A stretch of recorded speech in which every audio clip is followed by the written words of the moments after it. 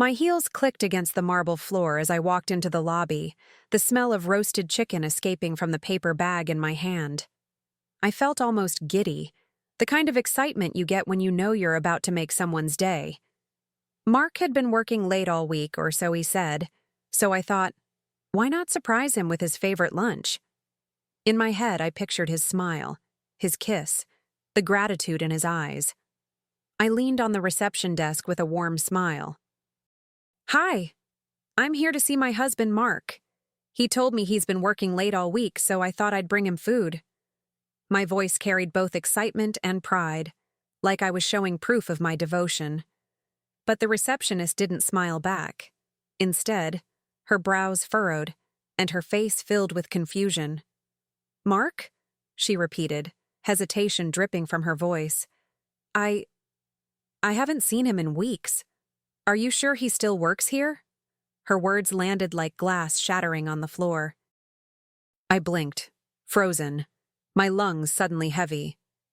I let out a thin laugh, desperate, clinging to denial. But when she shook her head firmly, my stomach twisted. My fingers dug into the bag, my heartbeat racing.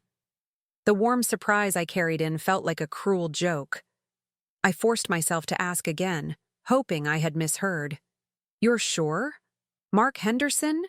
Tall, dark hair, works in finance?" My voice cracked on his name. The receptionist shook her head slowly, almost with pity, and whispered, "Not here." I would know. Her words slammed into me harder this time, stripping away the last layer of my certainty. I stood there, gripping that paper bag like it was the only thing holding me together. The smell of roasted chicken turned sour in my stomach, making me nauseous. My mind spun in circles. If he wasn't here, then where had he been going every morning? Every evening he came home tired, talking about endless reports and deadlines. Had every word been a lie? Heat flushed through my chest, a mix of shame and anger. I felt the receptionist's eyes lingering on me, soft but curious, and I hated that she might be pitying me. I muttered a shaky, "Thank you," turned on my heel, and walked out, my pulse thundering in my ears. Each step out of that building felt heavier than the last, as if I was carrying the weight of a secret I hadn't even uncovered yet. Outside, the sun felt too bright, almost mocking. I stood on the sidewalk clutching that bag of food, the heat of the asphalt rising around me like a fog I couldn't escape. People rushed past, laughing, talking, living their ordinary lives, while mine suddenly tilted sideways. My heart raced so fast it hurt, every beat asking the same silent question. If he wasn't here, then where had he been? I wanted to call him right then, demand answers, but my hand shook as it hovered over my phone. What if he lied? What if I caught him in the middle of it? My throat tightened, and I swallowed hard, forcing back the sting in my eyes. No. I couldn't crumble here, on a busy street, with strangers brushing by. I needed to think, to breathe, to hold myself together. The bag in my hand felt absurd now, as though I had been carrying hope wrapped in foil. I tightened my grip until the handle dug into my palm, a small pain that grounded me. My gut told me something was terribly wrong, and the receptionist's words echoed in my ears. Mark wasn't at the office. He hadn't been for weeks. And as much as I wanted to pretend otherwise, deep down, I already knew where this road was leading. As soon as I stepped away from the building, I pulled out my phone. My hands were trembling, but I pressed his number anyway. When Mark answered, his voice was smooth, casual, like nothing in the world was wrong. "Hey, babe," he said, light and confident. I forced my voice flat. "Hey, where are you?" There was a pause, just long enough to make my chest tighten. Then he replied, "At the office. Same as always. Long day." His tone was relaxed, even rehearsed, as if he had said those words 1,000 times. I clenched my jaw, my eyes scanning the street in front of me as though his lie had taken physical form. I asked again, my voice tighter this time. Still at the office? His answer came back sharp, irritated. Yes, Elena. Why do you sound so suspicious? Stop worrying so much. I stood there, staring at my reflection in a shop window, phone pressed to my ear. My own face looked unfamiliar, like a woman hearing the truth for the first time, even as her husband fed her lies. I swallowed hard, biting back the words that wanted to spill out. Confronting him right then would have given him time to twist the story, to make me doubt myself. So instead, I let silence hang for a moment before I said, "All right, just checking." My voice sounded foreign, clipped, and hollow, like it belonged to someone else. He didn't notice, or maybe he didn't care. As he rambled on about a fake meeting and endless spreadsheets, I barely listened. Each word he spoke piled on top of the receptionist's, creating a wall of lies so high I couldn't see past it. My stomach knotted, and I felt my nails digging into the skin of my palm as I gripped the phone. A part of me wanted to scream at him, to demand the truth, but another part whispered, "Wait." When we finally hung up, I just stood there, the city buzzing around me like white noise. My heart was racing, but beneath the panic, something else stirred. Certainty. I wasn't just suspicious anymore. I knew. He wasn't at the office, and he hadn't been for weeks. The only question left was, where was he really going? I slipped my phone back into my bag, my fingers still tingling from the call. The lie clung to me like smoke, thick and suffocating. People say you just know when something's off, and in that moment, I finally understood.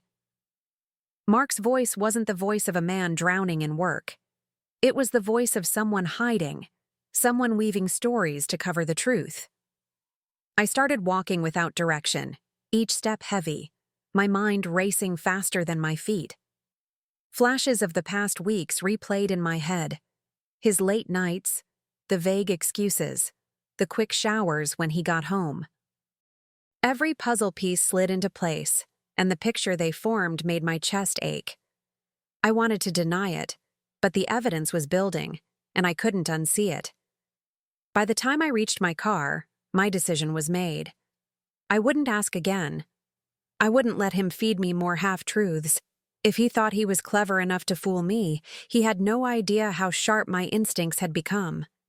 No, the time for blind trust was over. The only way to uncover the truth was to see it with my own eyes.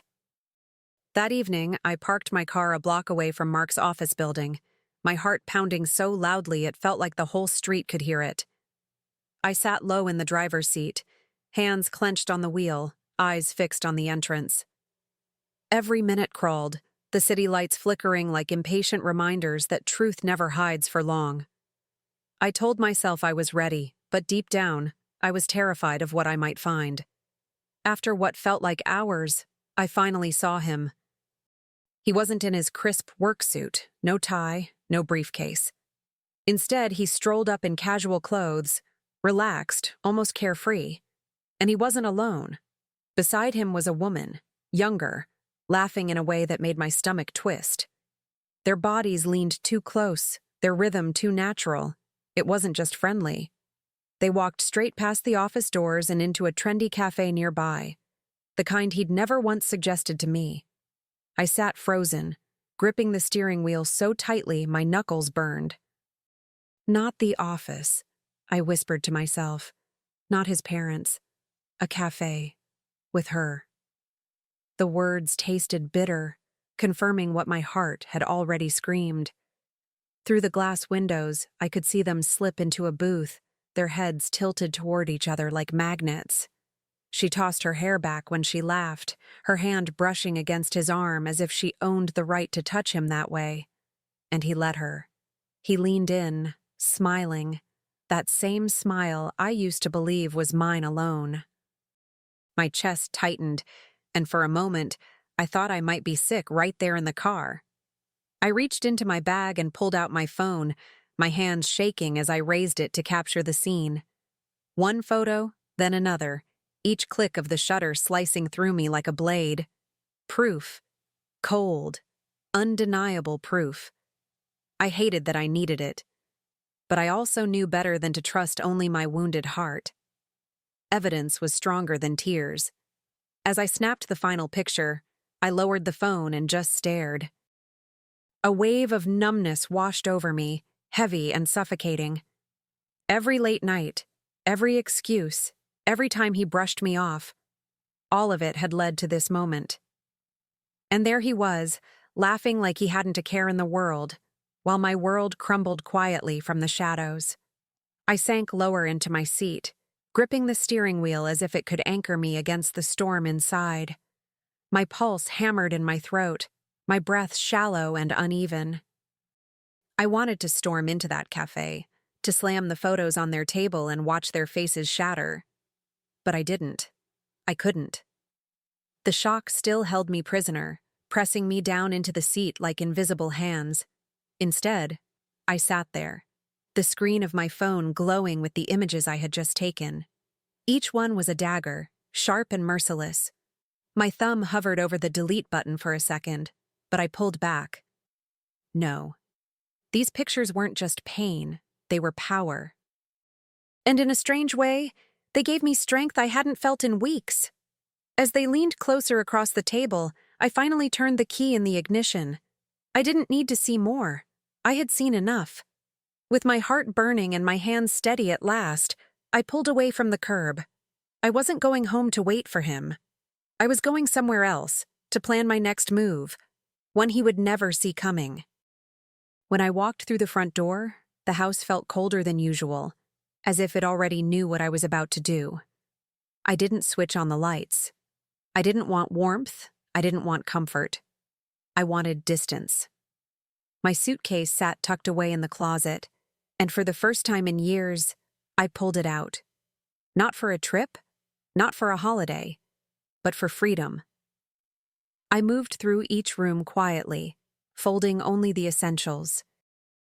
A few changes of clothes, my toothbrush, the framed photo of my sister and me from years ago. My hands were steady, almost too steady, like I had been rehearsing this moment in the back of my mind long before tonight. Every item I placed inside the suitcase was a small declaration. I don't need to stay. I paused in the living room, my eyes lingering on the couch where we used to sit side by side, the kitchen where I cooked his favorite meals, the hallway where he kissed me goodbye each morning. All of it looked staged now, like props on a set of a play I no longer believed in. He expects me to be here, waiting like a fool, I whispered to myself. Not tonight. I zipped the suitcase shut, the sound cutting through the silence like a final line drawn in the sand. For a moment, I just stood there, listening to the emptiness of the house. No television humming, no footsteps echoing, no voice calling my name. It felt eerie, but also liberating, like the house had finally stopped pretending to. As I slipped my coat over my shoulders, 1,000 memories rushed at me all at once. Birthdays celebrated here, arguments whispered behind closed doors, the countless nights I waited for him to come home. Each one tried to cling to me, begging me to stay, but I shook them off. Love doesn't survive in lies, and this house had been nothing but a stage for his performance. I set the keys on the counter, hesitating only long enough to let the weight of the gesture sink in. It was a message, even if he wouldn't understand it right away. He had built a life on deceit, and tonight I was choosing not to play along. My hands tightened around the handle of the suitcase as I headed for the door, ready to disappear into the night. I stood at the doorway, suitcase in hand, and let my eyes travel over the house one last time. The shadows stretched across the floor, swallowing the familiar corners, and for the first time, I saw it all clearly. This wasn't home anymore. It was just walls, holding secrets I hadn't been meant to discover. My chest tightened, but I refused to cry. He had stolen enough of me already. The night air hit me as soon as I stepped outside, cool and sharp against my skin. I inhaled deeply, letting it fill me, almost cleansing. Each step down the porch felt like a small victory, as though I was peeling myself away from the layers of his deception. My car waited at the curb, quiet, ready to take me somewhere safe. As I placed the suitcase in the trunk, I whispered, "You lied about where you were. Now I'll show you what it feels like." The street was silent, only the distant hum of traffic breaking the stillness. With the house left dark behind me, I slid into the driver's seat and turned the key. He'd expect me to be waiting, but tonight, he would return to an emptiness he couldn't explain. Later that night, my phone buzzed on the nightstand at my sister's place. His name lit up the screen again and again, desperate, insistent. I let it ring until finally, curiosity pushed me to answer. His voice came through frantic, jagged. "Elena? Where are you? The house is empty. What's going on?" He sounded breathless, like a man chasing shadows. I sat back against the pillows, calm in a way I hadn't felt in weeks. "I'm at home," I said evenly, savoring the irony. There was a pause on the other end, his confusion spilling through the silence. Before he could twist the words, I added, "The same way you were at the office when I called asking where you were." My tone was cool, almost casual, but inside I could feel the sting land.